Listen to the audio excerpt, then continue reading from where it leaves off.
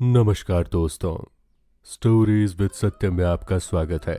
आज मैं आपको सुनाऊंगा मुंशी प्रेमचंद्र द्वारा लिखी गई कहानी अनिष्ट शंका। कहानी को सुनने से पहले चैनल को सब्सक्राइब करें ताकि आने वाले वीडियोस आप तक पहुंच सके। चांदनी रात, समीर के सुखद झोंके, सुरमय उद्यान। कुंवर अमरनाथ अपनी विस्तृण छत पर लेटे हुए मनोरमा से कह रहे थे, तुम घबराओ नहीं, मैं जल्द आऊंगा। मनोरमा ने उनकी ओर कातर नेत्रों से देखकर कहा, मुझे क्यों नहीं लेते चलते? अमरनाथ ने कहा, तुम्हें वहां कष्ट होगा। मैं कभी यहां रहूंगा, कभी वहां। सारे दिन मारा मारा फिरूंगा। पहाड़ी देश है, जंगल और बिहड़ के सिवाय बस्ती का कोसों पता नहीं। उन पर भयंकर पशुओं का भय। तुमसे ये तकलीफ ना सही जाएगी। मनोरमा ने कहा, तुम भी तो इन तकलीफों के आदी नहीं हो। अमरनाथ ने कहा, मैं पुरुष हूं, आवश्यकता पड़ने पर सभी तकलीफों का सामना कर सकता हूं। मनोरमा ने कहा, मैं स्त्री हूं, आवश्यकता पड़ने पर आग में कूद सकती हूं। स्त्रियों की कोमलता पुरुषों की काव्य कल्पना है। उनमें शारीरिक सामर्थ्य चाहे ना हो, पर उनमें ये धैर्य और साहस है जिस पर काल की दुश्चिंताओं का जरा भी असर नहीं होता। अमरनाथ ने मनोरमा को श्रद्धामय दृष्टि से देखा और बोले, ये मैं जानता हूं, लेकिन जिस कल्पना को हम विचार काल से प्रत्यक्ष समझते आए हैं वो एक क्षण में नहीं मिट सकती।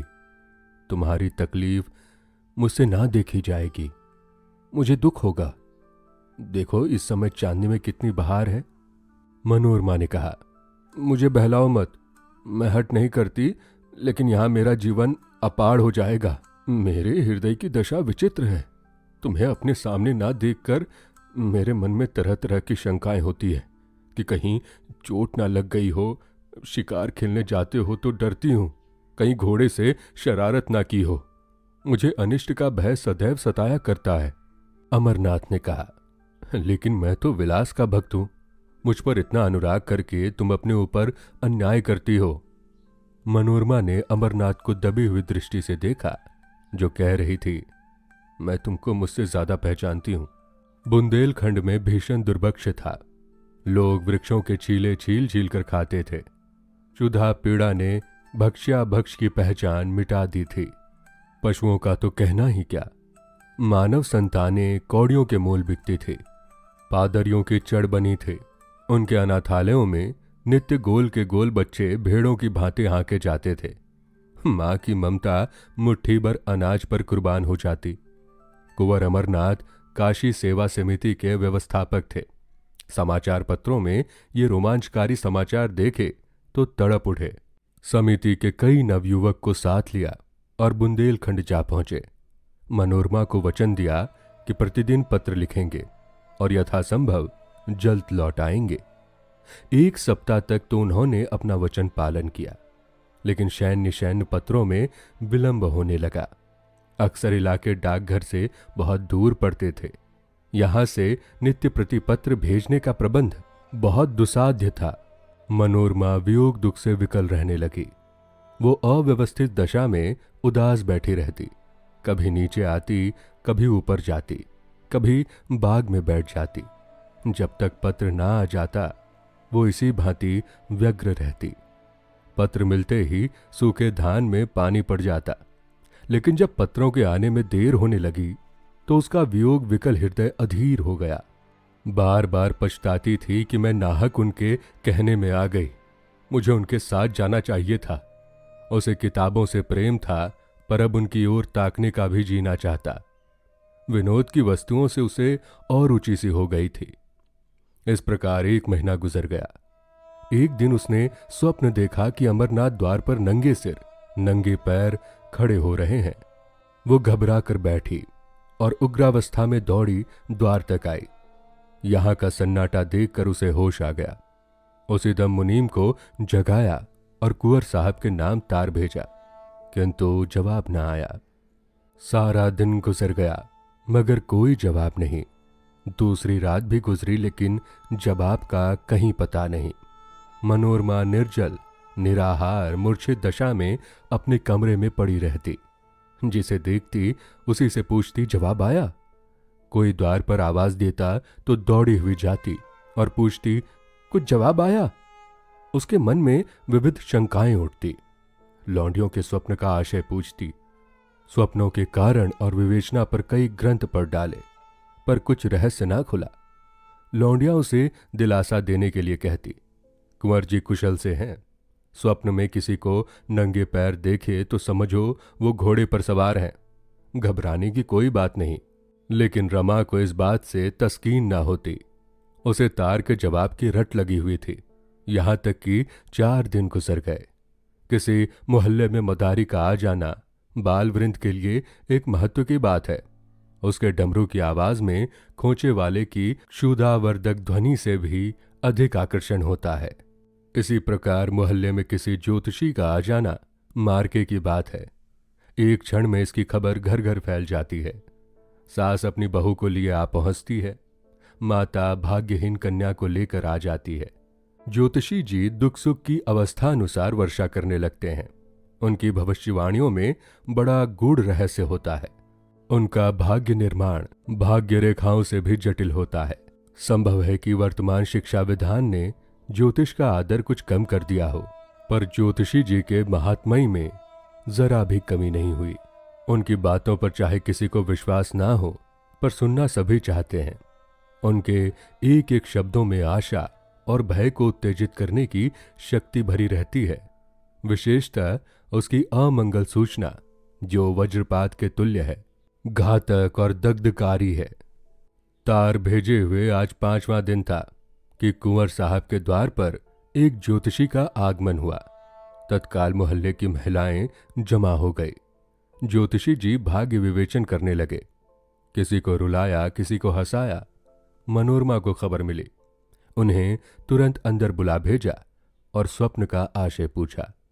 ज्योतिषी जी ने इधर उधर देखा, पन्ने के पन्ने उल्टे, उंगलियों पर कुछ गिना, पर कुछ निश्चय ना कर सके कि क्या उत्तर देना चाहिए। बोले, क्या सरकार ने ये स्वप्न देखा है? मनोरमा बोली, नहीं, मेरी एक सखी ने देखा है। मैं कहती हूं ये अमंगल सूचक है, वो कहती है मंगलमय है। आप इसकी क्या विवेचना करते हैं? ज्योतिषी जी फिर बगले झांकने लगे।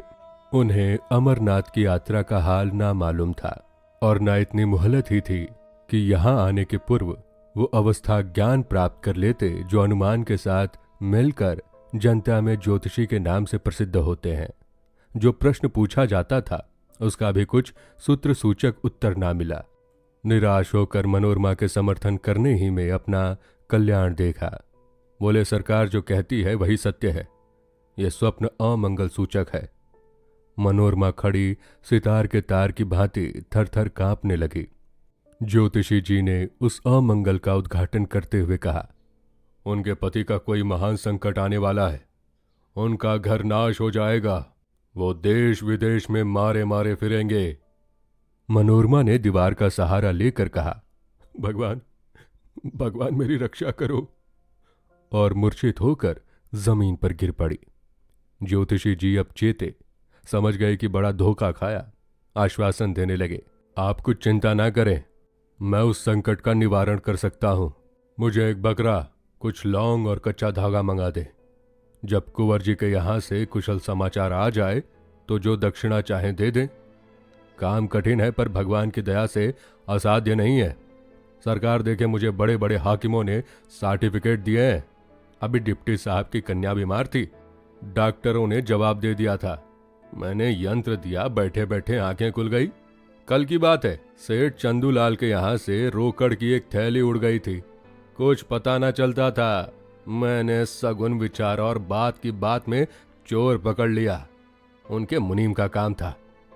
थैली जो कि त्यों निकल आई। ज्योतिषी जी तो अपनी सिद्धियों की सराहना कर रहे थे और मनोरमा अचेत पड़ी हुई थी। अकस्मात उठकर बैठी। मुनीम को बुलाकर कहा, यात्रा की तैयारी करो, मैं शाम की गाड़ी से बुंदेलखंड जाऊंगी। मनोरमा ने स्टेशन पर आकर अमरनाथ को तार दिया, मैं आ रही हूं।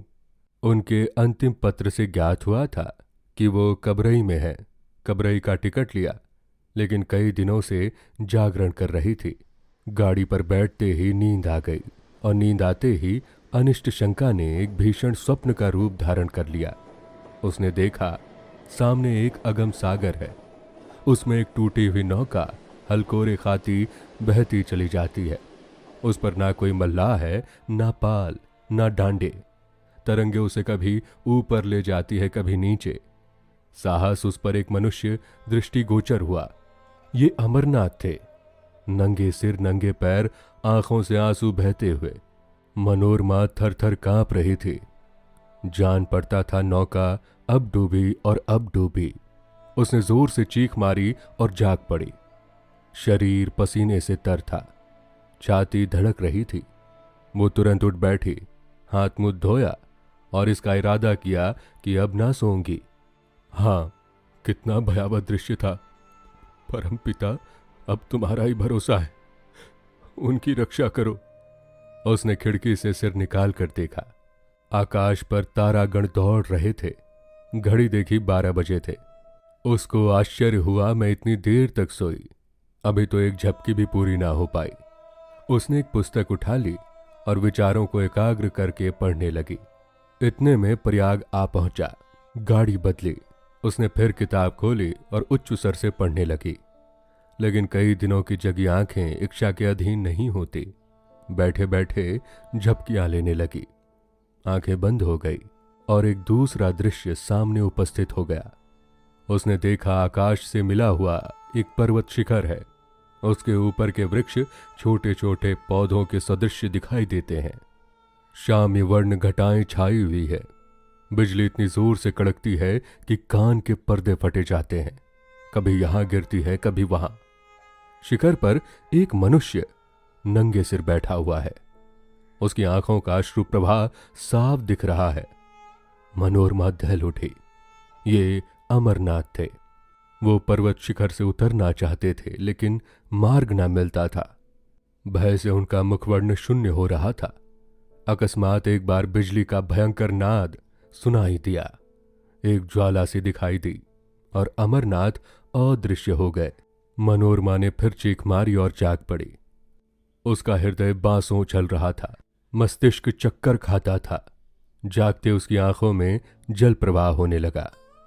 वो उठ खड़ी हुई और कर जोड़ कर ईश्वर से विनय करने लगी। ईश्वर, मुझे ऐसे बुरे बुरे स्वप्न दिखाई दे रहे हैं, ना जाने उन पर क्या बीत रही होगी। तुम दिनों के बंधु हो, मुझ पर दया करो। मुझे धन और संपत्ति की इच्छा नहीं। मैं झोपड़ी में खुश रहूंगी। मैं केवल उनकी शुभकामनाएं रखती हूँ। मेरी इतनी प्रार्थना स्वीकार करो। वो फिर अपनी जगह पर बैठी। अरुणोदय, मनोरम छटा और शीतल सुखद समीर ने उसे आकर्षित कर लिया। उसे संतोष हुआ, किसी तरह रात कट गई। अब तो नींद ना आएगी। पर्वतों से मनोहर दृश्य दिखाई देने लगे। कहीं पहाड़ियों पर भेड़ों के गल्ले, कहीं पहाड़ियों के दामन में मृगों के झुंड, कहीं कमल के फूलों से लहराते सागर। मनोरमा एक अर्धस्मृति की दशा में इन दृश्यों को देखती रही, लेकिन फिर ना जाने कब उसकी अभागी आंखें झपक गई। उसने देखा अमरनाथ घोड़े पर सवार एक पुल पर चले जाते हैं। नीचे नदी उमड़ी हुई है। पुल बहुत तंग है। घोड़ा रह रह कर विदकता है और अलग हो जाता है। मनोरमा के हाथ पांव फूल गए। वो उच्च स्वर से चिल्ला चिल्ला कर कहने लगी, घोड़े से उतर जाओ, घोड़े से उतर जाओ। ये कहते हुए वो उनकी तरफ झपटी। आंखें खुल गई। गाड़ी किसी स्टेशन के प्लेटफॉर्म से सनसनाती चली जाती थी। अमरनाथ नंगे सिर, नंगे पैर प्लेटफॉर्म पर खड़े थे। मनोरमा की आंखों में अभी तक वही भयंकर स्वप्न समाया हुआ था। कुंवर को देखकर उसे भय हुआ कि वो घोड़े से गिर पड़े और नीचे नदी में फिसलना चाहते हैं। उसने तुरंत उन्हें पकड़ने के लिए हाथ फैलाया और जब उन्हें ना पा सकी तो उसी सुषुप्तावस्था में उसने गाड़ी का द्वार खोला और कुंवर साहब की ओर हाथ फैलाए हुए गाड़ी के बाहर निकल आए। तब वो चौंकी। जान पड़ा किसी ने आकाश से उठाकर भूमि पर पटक दिया। जोर से एक धक्का लगा और चेतना शून्य हो गई। वो कबरई का स्टेशन था। अमरनाथ तार पाकर स्टेशन पर आ गए थे, मगर ये डाक थी वहां ना ठहरती थी। मनोरमा को हाथ फैलाए गाड़ी से गिरते देखकर वो हाँ हाँ करते हुए लपके, लेकिन कर्मलेख पूरा हो चुका था। मनोरमा प्रेम वेदी पर बलिदान हो चुकी थी।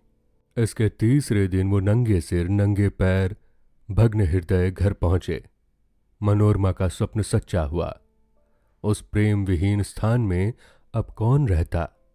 उन्होंने अपनी संपूर्ण संपत्ति काशी सेवा समिति को प्रदान कर दी और अब नंगे सिर नंगे पैर विरक्त दशा में देश विदेश घूमते रहते हैं। ज्योतिषी जी की विवेचना भी चरितार्थ हो गई। तो दोस्तों, ये थी आज की कहानी। आपका कीमती समय देने के लिए धन्यवाद। फिर मुलाकात होगी एक नई और दिलचस्प कहानी के साथ, सिर्फ स्टोरीज विद सत्यम पर।